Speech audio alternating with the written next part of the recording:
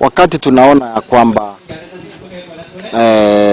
hatuko prepared vile inatakikana, tunaona kuna pesa ambayo imetengwa, na hii pesa haisaidii watu wetu saa hii.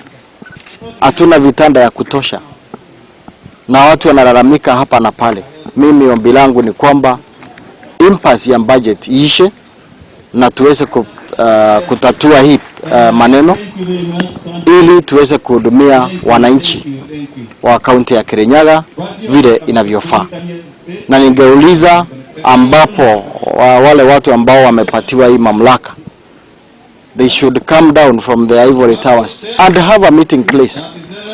Mimi nimesema nasikia uchungu zaidi kwa roho yangu wakati naangalia maneno inaharibika na hakuna uwezo. Tunataka kusaidia watu wetu, and I'm calling upon the people, wale ambao wanaofaa wakumbuke ya kwamba tulipatiwa nafasi ya kuongoza watu wa Kirinyaga na watu wenyewe, na wakati watu wanaumia sisi tunafanya makosa. I would want this thing resolved once and for all, ili mambo ingine ikiendelea tujue kuna dawa hospitali, kuna vitanda ya kutosha, kuna mambo yale ambayo yanafaa kufanyika iwe inaendelea. But we cannot live like this forever. Mambo ya kila mtu kukaa juu mwingine juu, we can never go on like this. Wale wanaumia ni watu wetu, na hiyo ndio inafanya nisikie uchungu.